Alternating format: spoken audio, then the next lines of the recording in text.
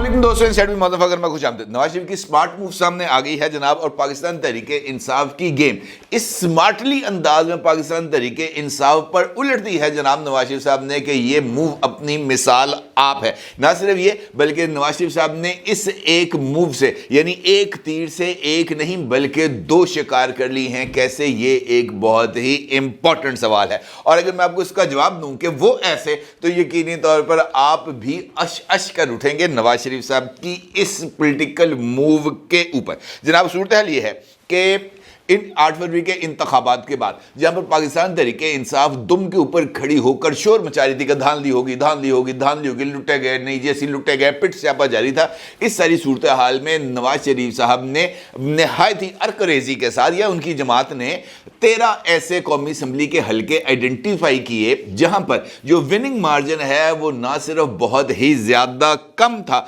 बल्कि ऐसे मामलात भी इन 13 हलकों में आए थे जहां पर मुबैना तौर पर इलेक्शन कमीशन ऑफ पाकिस्तान के पोलिंग अमले की तरफ से जारी किए जाने वाले फॉर्म 45 में भी रद्दो बदल किया गया था। और यकीनी तौर पर जो फॉर्म 45 है उसमें रद्दो बदल एक चोरी के ही मुतरादफ है। इसका मतलब यह है कि कौमी असम्बली के 13 ऐसे हलके थे जहां पर नवाज शरीफ की टीम ने जो है चोरी उसको ना सिर्फ आइडेंटिफाई कर लिया बल्कि उस चोरी के जवाब के तौर पर इलेक्शन कमीशन ऑफ पाकिस्तान में 13 कौमी असम्बली के हलकों के लिए जो रिकाउंटिंग की एप्लीकेशंस हैं उसको भी डाल दिया,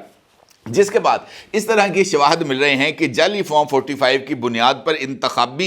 नताइज में जो रद्दो बदल है पाकिस्तान तहरीके इंसाफ की तरफ से उसको ना सिर्फ जो है संद कबूलियत मिल रही है बल्कि इलेक्शन कमीशन ऑफ पाकिस्तान की तरफ से होने वाली रिकाउंटिंग में दूध का दूध और पानी का पानी भी होने जा रहा है। और यही वजह है कि कल से सोशल मीडिया के ऊपर एक बहुत ज़्यादा स्पिट स्यापा जारी है। कल NA 154 लोधरा से चोरी पकड़ी गई और वहां से जनाब अब्दुल रहमान कांजू साहब जो पाकिस्तान मुस्लिम लीग नवाज की टिकट के ऊपर इलेक्शन लड़ रहे थे, जिनको जो है 8 फरवरी के इंतखाबी नताइज में हराया गया था, वो जनाब कल यहाँ पर 2000 वोटों की लीड से जीत गए हैं। और उनके लिए इलेक्शन कमीशन ऑफ पाकिस्तान ने उनकी जीत का बाज़ाब्ता तौर पर नोटिफिकेशन भी जारी कर दिया है और फॉर्म 47 भी जारी कर दिया है। जिस वक्त मैं ये वीडियो रिकॉर्ड कर रहा हूं उस वक्त दूसरे हलका जो कि फैसलाबाद का हलका है वहां पर भी रिकाउंटिंग का अमल जारी है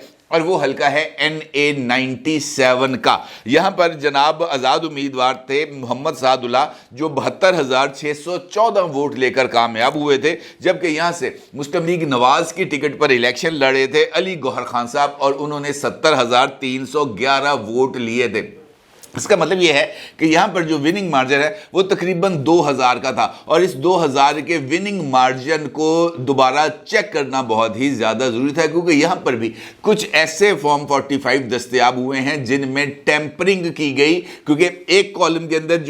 जो वोट्स हैं वो बिल्कुल मुख्तलिफ लिखे गए और उसके सामने वाले कॉलम के अंदर जब उन वोट्स को दोबारा रीराइट किया जा रहा था तो वो जिस बंदे ने ये फॉर्म 45 बना रहा था वो शायद उसको दोबारा अगले हिस्से को टेम्पर करना भूल गया, जिसके नतीजे में जो वोट्स हैं उनके दरमियान जो डिफरेंस है वो नजर आ रहा है। और इसका मतलब ये है कि फैसलाबाद के इस हलके से भी पाकिस्तान तहरीके इंसाफ के लिए एक सेटबैक होने जा रहा है, मुस्लिम लीग नवाज के लिए एक और सीट का इजाफा होने चला जा रहा है। और यही वजह है कि इस वक्त मुख्तलिफ जगहों पर ये वाला जो स्यापा है वो पड़ा हुआ है और पाकिस्तान तहरीके इंसाफ से वाबस्ता मुख्तलिफ यूट्यूबर्स और मुख्तलिफ TV एंकर्स इस वक्त बैठकर ये बात करते हुए नजर आ रहे हैं कि जनाब मुस्लिम लीग नून की तरफ से इस्टेब्लिशमेंट को ये अर्जी डाली गई है कि जनाब हमें पाकिस्तान पीपल्स पार्टी की ब्लैक मेलिंग से महफूज रहने के लिए हमें सिर्फ 12 नशिस्तों की ज़रूरत है और ये 12 नशिस्तें अगर हम रिकाउंटिंग के अंदर या किसी भी तरीके से ये 12 सीटों का नंबर हमारे खाते में आ जाता है तो फिर हमें सिंपल मेजॉरिटी के लिए पाकिस्तान पीपल्स पार्टी की भी ज़रूरत नहीं होगी और हमें पाकिस्तान पीपल्स पार्टी की ब्लैक मेलिंग की भी ज़रूरत नहीं होगी और हमें पाकिस्तान पीपल्स पार्टी की तरफ से نامزد کردہ پریزیڈنٹ یعنی آصف علی زرداری صاحب کو عہدہ صدارت دینے کی ضرورت ہوگی. ہم کمفرٹیبلی اس سمپل میجورٹی کے تحت اپنی حکومت چلا سکیں گے. اور اگر دیکھا جائے تو اس بات میں وزن اس وجہ سے ہے کہ مسلم لیگ نون کو سمپل میجورٹی کے لیے اس وقت اسٹیبلشمنٹ کی ضرورت نہیں ہے, لیکن ان کی یہ خواہش اپنی جگہ پر موجود ہے کہ جناب اگر ہم نے برڈن خود شیئر کرنا ہے تو پھر ہم پاور شیئر کیوں کریں. اور شاید یہی وجہ ہے کہ قومی اسمبلی کے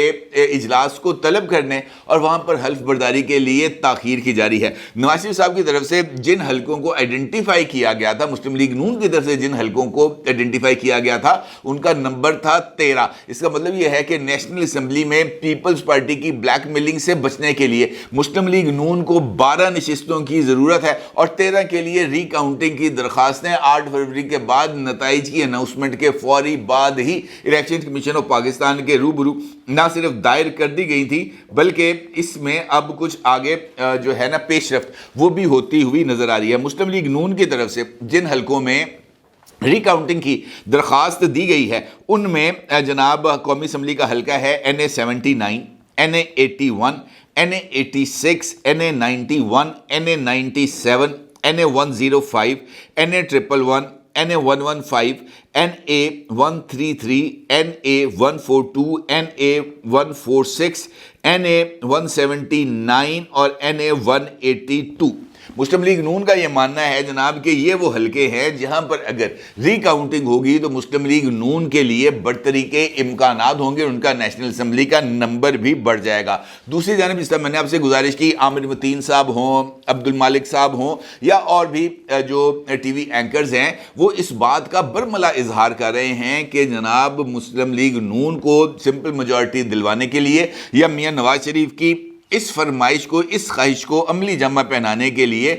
جو پاکستان کی اسٹیبلشمنٹ ہے وہ متحرک ہو چکی ہے. اب اگر یہ بات درست ہے تو کچھ ڈیٹا ہے میرے پاس جو اس بات کی طرف اشارہ کر رہا ہے کہ حقیقی صورتحال کیا ہے. اگر پاکستان تحریک انصاف یہ مانتی ہے کہ اس کو نیشنل اسمبلی کی 80 سیٹوں سے ہرایا گیا اور ان کا جو نمبر ہے وہ 180 بنتا ہے, تو ان کو کم از کم ان 80 نشستیں جہاں پر وہ جیتے ہوئے ہیں ان کو الیکشن کمیشن آف پاکستان کے سامنے بھی چیلنج کرنا چاہیے تھا اور ان کو الیکشن ٹریبیونل کے اندر بھی وہ جو ہے چیلنج کیا جانا چاہیے تھا ان نتائج کو, تاکہ پاکستان تحریک انصاف کے اس کلیم کو تقویت ملتی کہ جناب ہماری طرف سے اتنی درخواستیں فورم کے اوپر گئی ہوئی ہیں داد رسی کے لیے. جبکہ اس وقت جو صورتحال سامنے آ رہی ہے وہاں پر تو اس حوالے سے کوئی بھی چیز نظر نہیں آ رہی.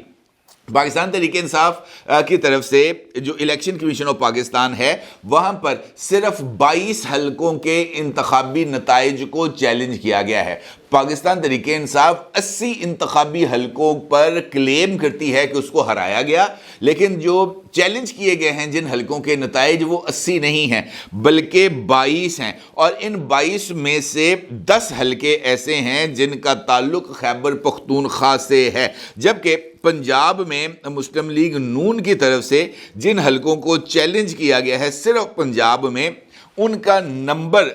نمبر تقریباً 16 بنتا ہے, اور مسلم لیگ نون کا یہ ماننا ہے کہ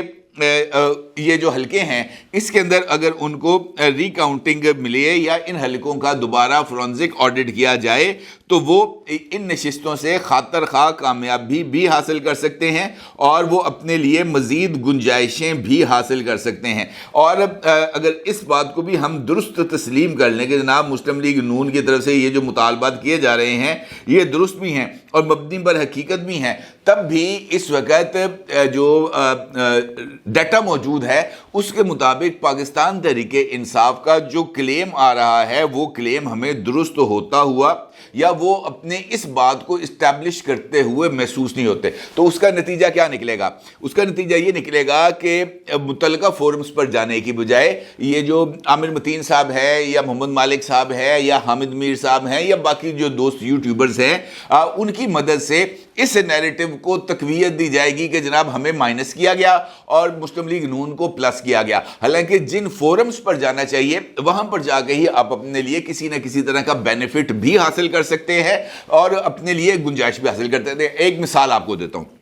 پاکستان تحریک انصاف کے لیڈر ہیں شیر افضل مروت صاحب. شیر افضل مروت صاحب پی ٹی آئی کے جو سینئر وائس پریزیڈنٹ بھی رہ چکے ہیں اور ان کی طرف سے وہ ممبر قومی اسمبلی بھی منتخب ہوئے ہیں. ان کی طرف سے 8 فروری کے انتخابی نتائج اور پورے کے پورے الیکشن کو چیلنج کیا گیا ہے سپریم کورٹ آف پاکستان میں. ٹھیک ہے جی. اور اس کے اندر شیر افضل مروت صاحب کا یہ ماننا ہے کہ یہ جو انہوں نے انتخابات کو سپریم کورٹ آف پاکستان میں چیلنج کیا ہے، پورے کے پورے انتخابی عمل کو، بلے کے انتخابی نشان کو واپس لے کر انتخابی دھاندلیاں، آروز، ہر ایک چیز کو انہوں نے چیلنج کیا. اور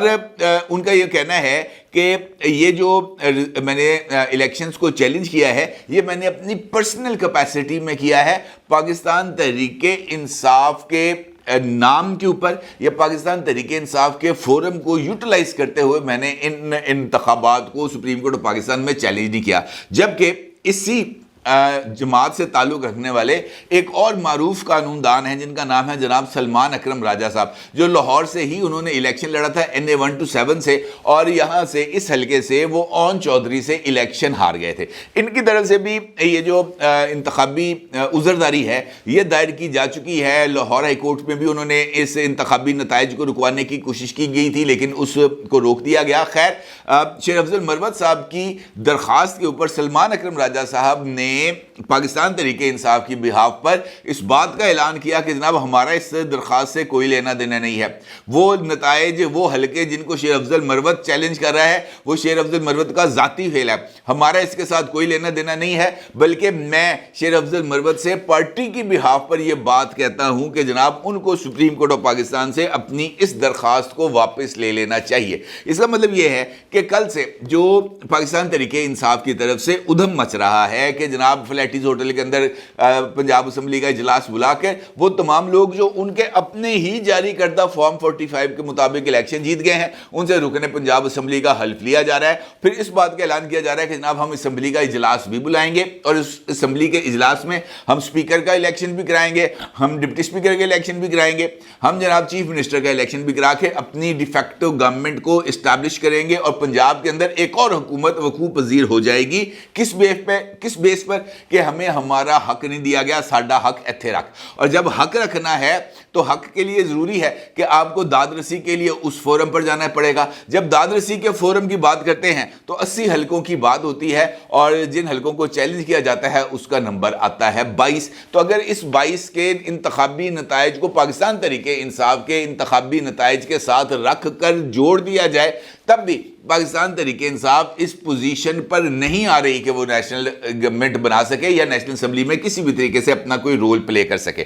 اب ہوتا کیا ہے؟ ہونا یہ ہے کہ نواز شریف صاحب نے جو موو کی ہے اس سے یقینی طور پر ایک جانب پاکستان تحریک انصاف کا یہ جو سارے کا سارا الیکشن منترا ہے اس نے برے طریقے سے ایکسپوز ہو جانا ہے، کیونکہ اس کے نتیجے میں جو متعلقہ کوارٹرز ہے یا وہ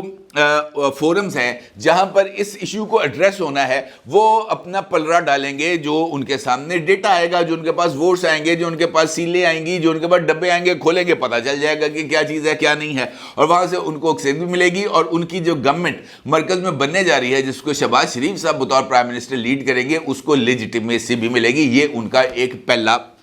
یقینی طور پر ایک ایسی جیت ہے جو ان کو بارے میں ہوگی اور اس کے بعد ان کے لیے پنجاب اور مرکز دونوں کو ایک اچھے طریقے سے مینیج کرنے میں آسانی ہوگی. دوسرا، نواز شریف صاحب کے لیے جیسا میں نے آپ سے گفتگو کے آغاز میں کہا تھا کہ انہوں نے ایک تیر سے 2 شکار کیے. دوسرا، بلا شبہ ان کا جو پیپلز پارٹی کے اوپر ڈیپینڈنسی ہے وہ کم ہوگی. اس کا مطلب یہ نہیں ہے کہ پیپلز پارٹی کو حکمران اتحاد سے نکال دیا جائے گا. اس کا مطلب یہ نہیں ہے کہ پیپلز پارٹی کے ساتھ جو پاور شیئرنگ کا فارمولا جو ایگریمنٹ سائن کیا گیا ہے شہباز شریف اسحاق ڈار صاحب کی طرف سے اس کو وائلیٹ کیا جائے گا. اس کا یہ مطلب بھی نہیں ہے کہ آصف علی زرداری صاحب کو پریزیڈنسی میں بٹھانے کے لیے مسلم لیگ نون سنجیدہ نہیں ہوگی، بلکہ حکومت چلانے کے لیے پاکستان مسلم لیگ نواز کسی بھی طرح کی بلیک میلنگ سے نہ صرف باہر آ جائے گی بلکہ وہ اسٹرانگ فوٹنگز پر کھڑی ہو کر با اعتماد انداز سے حکومت چلائے گی. اور اس کو اس بات کا کوئی ڈر خوف نہیں ہوگا کہ कि जब अगर पीपल्स पार्टी जैसा मेजर चंक